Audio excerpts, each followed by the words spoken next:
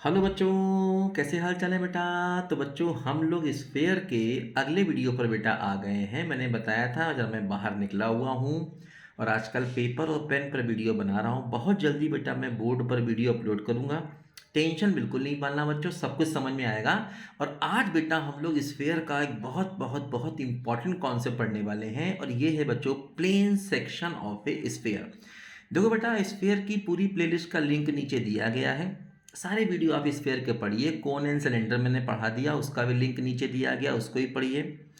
और कोनिक्वाइड्स भी बेटा आपको पढ़ना होगा, उसका भी लिंक नीचे दिया गया है। Straight lines, plane, direction cosine, direction ratios, उसका ही बेटा प्लेलिस्ट नीचे दिया गया। सबको आप पढ़िए और एंजॉय करिए। तो ठीक है बच्चों, रूम की हालत थोड़ी सी बेटा मेरी ठीक नहीं है, कोई बात नहीं बेटा। रूम की हालत भले ही ठीक ना हो, लेकिन पढ़ाई की हालत हमेशा ठीक रहनी चाहिए। टेंशन नहीं पालना। ये मेरे रिलेटिव यहाँ पर रहते हैं, उनके यहाँ बेटा एक छोटा सा रूम मुझे मिल गया है और मैं यहाँ वीडियो अपने अपलोड कर रहा हूँ। ठीक है बच्चों, चलिए बच्चों हम लोग यहाँ पर देखो अब plane section of a sphere बच्चों यहाँ पर पढ़ते हैं। थोड़ा सा सेट करना होगा। हाँ, ये आ गया, ठीक है ना। Plane section of a sphere बच्चों यहाँ पर आज हम लोग पढ़ेंगे, है ना। Plane section of a sphere, देखो बच्चों होता क्या है। Plane section of a sphere का मतलब क्या होता है कि जैसे मान लो मेरे पास बच्चों एक स्फीयर है। स्फीयर का मतलब एक प्लास्टिक की बॉल मान लीजिए, अंदर से जो हॉलो होगी, और इसको एक प्लेन मान लीजिए यहाँ पर ऐसे कट कर रहा है। तो जब बेटा इस देखो ये मान लो स्फीयर का यहाँ पर सेंटर है ना। तो जब इसको प्लेन कट करेगा प्लास्टिक की एक हॉलो बॉल को, तो बेटा क्या होगा, यहाँ पर आपको एक सर्कल मिलेगा ऐसे करके, है ना। इसी सर्कल को हम plane section of a sphere बोलते हैं बच्चों। बात समझे। एक प्लास्टिक की बॉल है, स्फीयर है, आपने उसको जैसे कि आप नींबू को अपने किसी चाकू से काट दीजिए तो आपको जो सेक्शन मिलेगा ऊपर वो क्या होगा, एक एक सर्कल टाइप का होगा। इसी सर्कल को बेटा हम प्लेन सेक्शन ऑफ स्फीयर कहते हैं। अब देखो बच्चों होता क्या है यहाँ पर कि जैसे हमें स्फीयर का इक्वेशन दिया होगा और हमें प्लेन का इक्वेशन भी दिया होगा। जैसे कि मान लो क्या होता है, हम लोग जानते हैं in general equation of sphere जो होता है वो हमेशा हमको यहाँ पर दिया होगा। कैसे दिया होगा, x square plus y square plus z square plus 2 u x plus 2 vy plus 2 w z plus d बराबर 0। ये बेटा हमें स्फीयर का इक्वेशन दिया होगा। और मान लीजिए बेटा हमें प्लेन का इक्वेशन भी दिया है। प्लेन है lx plus m y plus n z और प्लस के बराबर 0। ये मान लो हमें प्लेन का इक्वेशन दिया गया। देखो बेटा क्या होता है, हम जब भी एक स्फीयर और एक प्लेन एक साथ लिख दें तो इसको हम सर्कल का इक्वेशन भी बोलते हैं। ये बात ध्यान रखो। जैसे अगर मैंने एक स्फीयर लिख दिया और एक प्लेन लिख दिया, दो चीज़ें मैंने मिलाकर लिख दी, तो इसका मतलब ये एक सर्कल को रिप्रेजेंट करता है। ये बात बहुत इंपॉर्टेंट है बच्चों, यहाँ पर जरा ध्यान देना। एक स्फेयर और एक प्लेन को अगर मैं एक साथ लिख दूं तो दोनों इक्वेशन, देखो ये स्फेयर है ये प्लेन है, लेकिन स्फेयर और प्लेन अगर एक साथ लिख दिया जाए इसका मतलब ये पूरा बच्चों एक सर्कल का इक्वेशन है। कौन सा सर्कल, इस सर्कल का। तो कई बार सर्कल का इक्वेशन लिखने का ये भी एक मेथड होता है कि आपको स्फेयर दे दिया, आपको प्लेन दे दिया और आपके पास ये सर्कल का इक्वेशन, दोनों मिला करके ये सर्कल के इक्वेशन को बता रहे हैं। कौन सा सर्कल, ये सर्कल जो स्फेयर को प्लेन के काटने से बना। अब देखो ध्यान दो बच्चों, जैसे ये जो सर्कल बना है इस सर्कल का सेंटर और रेडियस हम निकाल सकते हैं। देखो जैसे ये हमारा स्फेयर का सेंटर है, तो स्फेयर का सेंटर क्या है, ये है -u -v और -w। और स्फेयर का रेडियस क्या होता है, √u² plus v² plus w² - d। ये हमारा, तो देखो ये हमारा हो गया बच्चों स्फेयर का रेडियस कैपिटल R, है ना। और ये अपना स्फेयर का सेंटर है। देखो यहाँ से अगर हम परपेंडिकुलर ड्रॉप कर दें प्लेन पर, ये मान लो स्मॉल p, तो ये स्मॉल r हो जाएगा सर्कल का रेडियस, ये मान लो f है। तो स्मॉल r जो है ना बच्चों, स्मॉल r ये क्या हो जाएगा, ये हो जाएगा √R² minus p²। Capital R क्या है, स्फेयर का रेडियस है। कैपिटल R क्या है बोलो, स्फेयर का रेडियस है। p क्या है, स्फेयर के सेंटर से प्लेन पर ड्रॉप किया गया परपेंडिकुलर की लेंथ, जो हम निकाल लेंगे। कैसे निकालेंगे बताएंगे।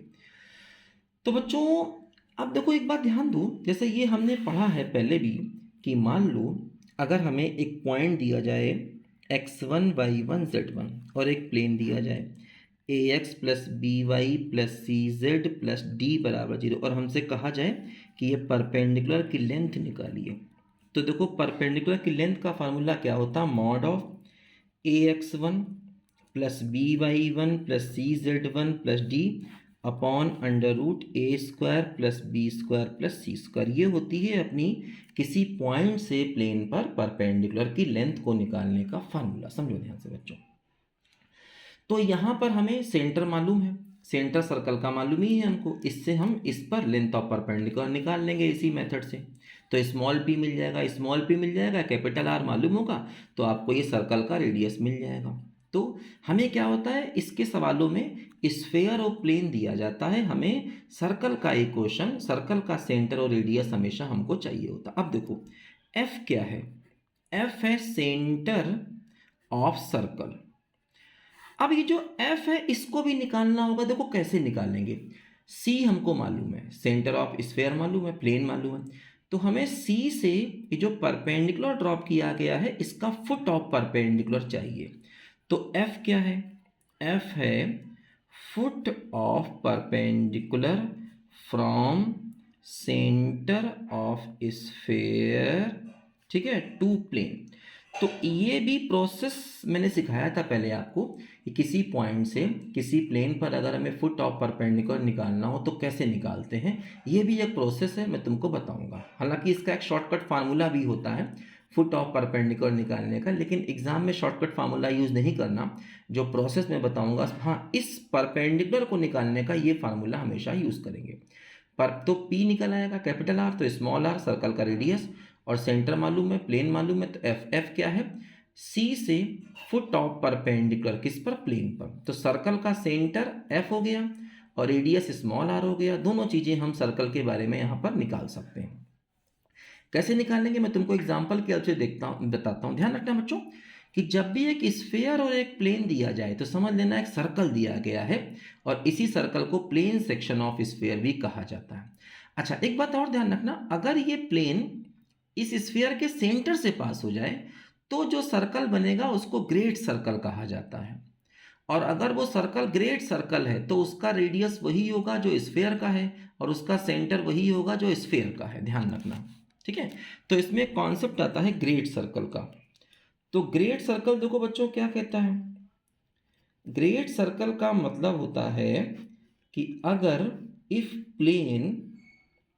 प्लेन पासेस थ्रू, ठीक है, सेंटर ऑफ स्फीयर, अगर जो हमारा प्लेन है वो स्फीयर के सेंटर से पास हो तो जो सर्कल बनता है, सर्कल इज कॉल्ड, ठीक है, ग्रेट सर्कल।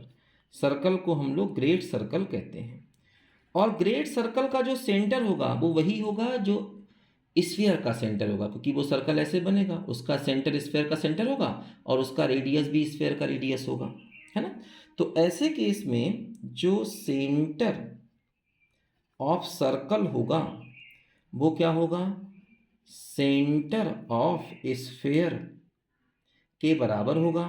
और सिमिलरली रेडियस ऑफ सर्कल जो होगा बच्चों वो रेडियस ऑफ स्फीयर के बराबर होगा। कब, जब ये सर्कल ग्रेट सर्कल होगा तब, ठीक है ना। अच्छा अब देखो बच्चों यहाँ पर ध्यान दो कि कैसे हम लोग इस काम को करते हैं। ये सवाल बच्चों हम लोग देखो यहाँ पर एक क्वेश्चन की हेल्प से हम लोग यहाँ पर समझते हैं कि आखिर ये क्वेश्चन हम लोग कैसे करेंगे।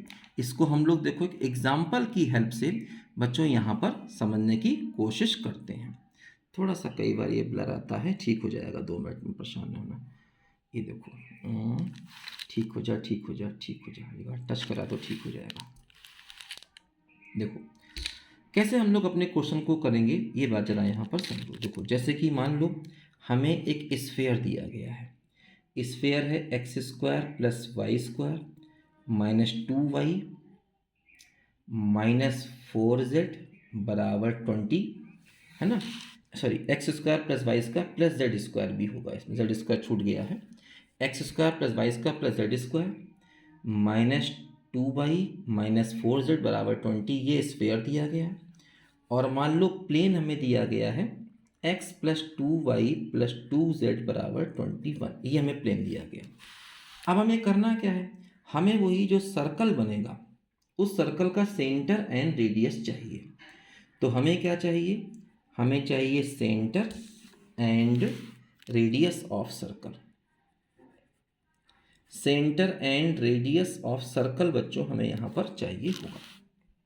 देखो सबसे पहला काम तो एक रफ डायग्राम देखो यहाँ पर हम बना लें।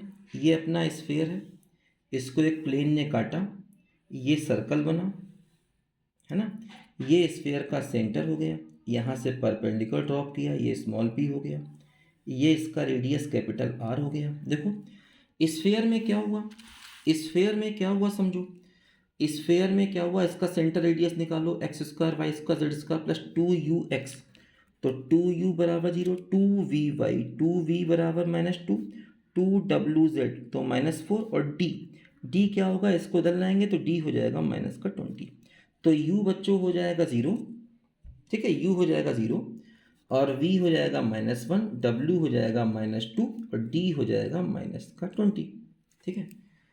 थोड़ा ब्लर सा आ रहा है, ठीक हो जाएगा, ठीक हो जा भाई, क्या कर रहा है, बहुत टाइम ले लिया तूने इस बार।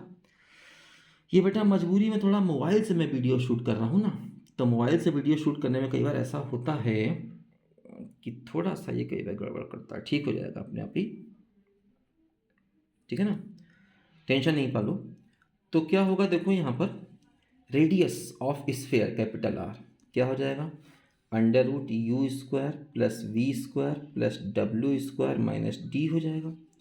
तो √u² 0 हो गया, v² 1 हो गया, w² 4 हो गया, -20 तो प्लस का 20 हो गया, तो √25 रेडियस देखो यहाँ पर स्फीयर का 5 आ गया, ठीक है।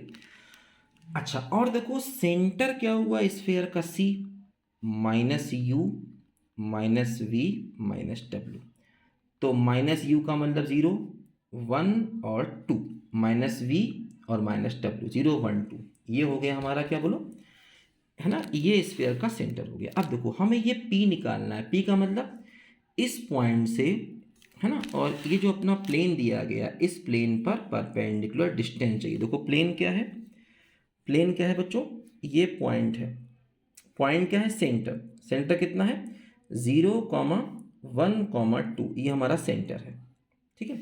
और ये देखो अपना प्लेन है, ये अपना प्लेन है, प्लेन का इक्वेशन, अरे थोड़ा ठीक हो जा भाई, क्या कर रहा है, कुछ ब्लर कर रहा है ये बार बार,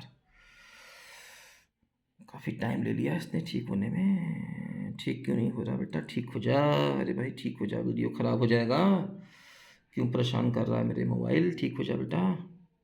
चलो कोई बात नहीं, होने दो, ये भी जिद्दी है तो हम भी जिद्दी हैं, कोई बात नहीं, हम ऐसे वीडियो बनाएंगे। ये अपना प्लेन हो गया क्या, x plus 2y plus 2z minus 21 बराबर 0। तो देखो ये हम स्मॉल p निकालेंगे परपेंडिकुलर डिस्टेंस, देखो कैसे निकालेंगे, कैसे निकलता है, मॉड ऑफ, मैंने क्या बताया, x की जगह x1 रख दो, देखो ये मैंने बताया था ना इतना को फार्मूला, ये अपना प्लेन था, ये पॉइंट था, तो इस प्लेन की इक्वेशन में x की जगह x1, y की जगह y1, z की जगह z1 अपॉन √ x के कोफिशिएंट का स्क्वायर, y के कोफिशिएंट का स्क्वायर, z के कोफिशिएंट का स्क्वायर, ये काम करना होता है ना। x y z की जगह पर x1 y1 z1 रख दो, है ना, और तो ये अपना नीचे √a² b² c², वही काम देखो यहाँ पर हमें करना है। p चाहिए मतलब परपेंडिकुलर की लेंथ चाहिए, x की जगह 0, y की जगह 1, z की जगह 1, तो क्या हुआ देखो, ये हुआ अपना 0, y की जगह 1 तो 2, z की जगह 2 तो 4 और -21 as it is upon √x के कोफिशिएंट का स्क्वायर 1, y के कोफिशिएंट का स्क्वायर 4, z के कोफिशिएंट का स्क्वायर 4, ये मॉड हो गया। तो क्या हुआ 6 माइनस का 15 बाई क्या होगा ऊपर माइनस का 15 तो मॉड है तो 15 और नीचे हो गया 3, तो यहाँ पर वैल्यू क्या आ गई देखो, यहाँ पर ये 5 आ गया, मतलब परपेंडिकुलर डिस्टेंस जो है बच्चों ये यहाँ पर 5 आ गई। अच्छा अब देखो यहाँ पर इंटरेस्टिंग बात क्या हुआ, कि ये कैपिटल आर भी 5 हो गया और ये पी भी 5 हो गया, दोनों बराबर हो गए। तो ये P5 हो गया, इसका मतलब ये हुआ ये प्लेन इस स्फेयर को टच कर गया। बहुत इंटरेस्टिंग बात है ना। इस सर्कल जो है ना, सर्कल स्मॉल p क्या हो जाएगा, देखो एक स्मॉल p r के बराबर हो गया। तो अगर हम सर्कल का रेडियस स्मॉल r मान लें जैसे, तो मैंने क्या बताया था, स्मॉल r क्या होता है, under root r square minus p square, और r भी 5 है p भी 5 है, तो स्मॉल r की वैल्यू 0 हो गई। तो स्मॉल r की वैल्यू 0 होने का मतलब बेटा ये प्लेन इसको टच कर रहा है, यहाँ पर कहीं जा रहा है, तभी ये पी आर के बराबर होगा। तो ये प्लेन टच कर गया, मतलब ये जो सर्कल है इसका रेडियस 0 हो गया। इस सर्कल का रेडियस क्या हो गया, 0 हो गया, क्योंकि ये एक्चुअली ये पॉइंट सर्कल बन गया, क्योंकि जो हमारा प्लेन था वो स्फीयर को टच कर गया, तभी ये P और R की वैल्यू बराबर आ गई। ये बात ध्यान देना, ये प्लेन यहाँ पर इस स्फीयर को टच कर रहा है, इसलिए ऐसा हुआ है, कोई बात नहीं। तो ये तो मतलब स्मॉल r क्या हो गया, 0। स्मॉल r का मतलब क्या हो गया कि सर्कल का रेडियस 0 हो गया। देखो अब हमें सर्कल का सेंटर चाहिए, तो सेंटर वही निकलेगा क्या, C से हमें इस प्लेन पर फुट ऑफ परपेंडिकुलर निकालना होगा। तो मेरा काम क्या है कि हम C मतलब सर्कल का सेंटर, और सर्कल के सेंटर से हम अपने प्लेन पर निकालेंगे फुट ऑफ परपेंडिकुलर। ठीक है, तो C क्या है बोलो, C अपना है 1,2,2 है ना, सॉरी 0,1,2। ये अपना C मतलब स्फीयर का सेंटर है, यही वाला ना जो यहाँ पर देखो निकाला था हम लोगों ने, ये C। और प्लेन क्या है, प्लेन का इक्वेशन देखो यहाँ पर हमको मालूम है, प्लेन का इक्वेशन क्या है, ये है x + 2y + 2z - 21 = 0। ये अपना प्लेन का इक्वेशन। तो हमने क्या करना है, इससे इस पर फुट ऑफ परपेंडिकुलर f निकालना है, f। अब देखो f निकालेंगे, वही हमारे सर्कल का सेंटर होगा। तो देखो फुट ऑफ परपेंडिकुलर निकालते कैसे हैं, अब जरा इस बात पे ध्यान दो। ये कॉन्सेप्ट है जो तुमको मैंने अपना बेसिक है ना, जिसमें हमने DR DC और स्ट्रेट लाइन प्लेन बताया है, उसमें ये कॉन्सेप्ट तुमको डिटेल से समझाया है मैंने। जो बच्चे पढ़ चुके हैं वो जानते होंगे, है ना। देखो कैसे निकालते हैं, देखो यहाँ पर मैं सिखा रहा हूँ फुट ऑफ परपेंडिकुलर को निकालने का तरीका, फिर सिखा रहा हूँ। देखो क्या है, ये जो CF है ना, CF क्या है, एक्चुअली प्लेन का नॉर्मल है, और प्लेन के नॉर्मल के DR क्या है, 1 2 2।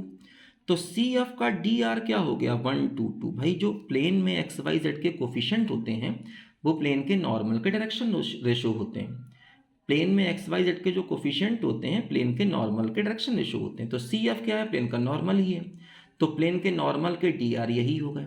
तो अब देखो CF की इक्वेशन में निकाल सकता हूँ, ये क्या है, एक स्ट्रेट लाइन है जो इस पॉइंट से पास हो रहा है, और DR ये है। स्ट्रेट लाइन की इक्वेशन क्या होती है, x - x1 upon a equal to y - y1 upon b equal to z - z1 upon c। ये अपनी बच्चों क्या हो गई, ये हो गई देखो इक्वेशन ऑफ CF।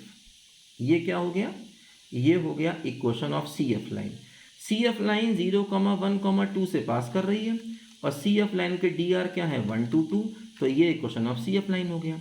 हमें F चाहिए। देखो अब हम एक काम करें, ये जो CF लाइन हमने निकाली है, x - 0/1 y - 1/2 z - 2/2, इस पर इक्वल टू लैम्डा करके एक पॉइंट मान लो। ये तरीका होता है कि अगर हमें कोई भी जनरल पॉइंट चाहिए, देखो इसको इक्वल करेंगे तो x आएगा, तो x की वैल्यू क्या हो गई, लैम्डा। इसको इक्वल करेंगे तो y आएगा, तो y की वैल्यू क्या हो गई, 2 लैम्डा + 1। इसको इक्वल करेंगे z आएगा, तो 2 लैम्डा + 2। अब देखो हम मान लें कि हमारा f यही है, हम मान लें कि हमारा f यही है, क्योंकि ये क्या है, ये एक जनरल पॉइंट है जो प्लेन पर लाई करता है, ये एक जनरल पॉइंट है जो प्लेन पर लाई करता है। तो इसी पॉइंट को मैंने f मान लिया। ये तरीका होता है बेटा कि फुट ऑफ परपेंडिकुलर को निकालने का, तो मैंने f को यही मान लिया। अगर f यही है तो ये प्लेन पर लाई करेगा, क्योंकि अगर f यही है तो ये प्लेन पर लाई करेगा। प्लेन क्या है, x + 2y + 2z - 21 = 0। ये हमारा प्लेन है, तो इसको हम प्लेन में पुट कर देंगे। देखो x की जगह लैम्डा, y की जगह क्या हो गया, 2 लैम्डा + 1, और z की जगह क्या हो गया, 2 लैम्डा + 2 और -21 = 0। ठीक है। अच्छा अब देखो ये क्या हुआ, लैम्डा + 4 लैम्डा + 2 प्लस हो गया 4 लैम्डा प्लस 4 माइनस 21 बराबर 0। तो 8 क्या हो गया 9 लैम्डा, 4 2 6 माइनस का 15 बराबर 0। तो लैम्डा की वैल्यू क्या आ गई बोलो 15/8 आ गई, है ना। 4 4 8 1 9, सॉरी 9 होगा, 9 लैम्डा। तो लैम्डा की वैल्यू 15/9 आ गई। इसका मतलब 5/3 आ गई लैम्डा की वैल्यू। तो लैम्डा की वैल्यू बेटा 5/3 आने का मतलब देखो ये हुआ कि हमारा जो एफ पॉइंट है अब वो निकल आया। भाई लैम्डा की वैल्यू रख दो, तो लैम्डा की वैल्यू कितनी है 5/3, तो यहाँ रखो। तो क्या हुआ बच्चों 5/3 हुआ, कॉमा 2 लैम्डा प्लस 1, तो 10/3 प्लस 1, 10/3 प्लस 1 तो कितना हो जाएगा 13/3 हो जाएगा बोलो।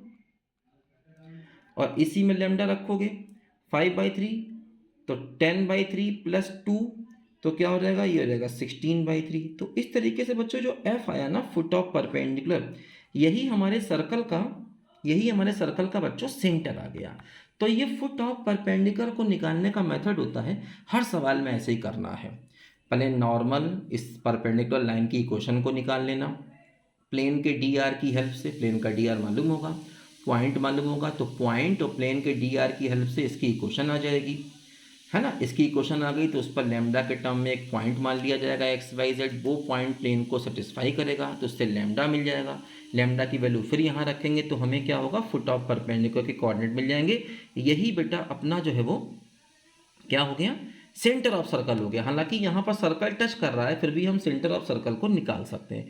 एक्चुअली ये वही प्लेन और स्फीयर का पॉइंट ऑफ कांटेक्ट है बेसिकली, जहाँ पर ये प्लेन स्फीयर को टच कर रहा है। एक्चुअली यहाँ पर स्पेशल केस है ना ये, क्योंकि यहाँ पर प्लेन स्फीयर को टच कर रहा है।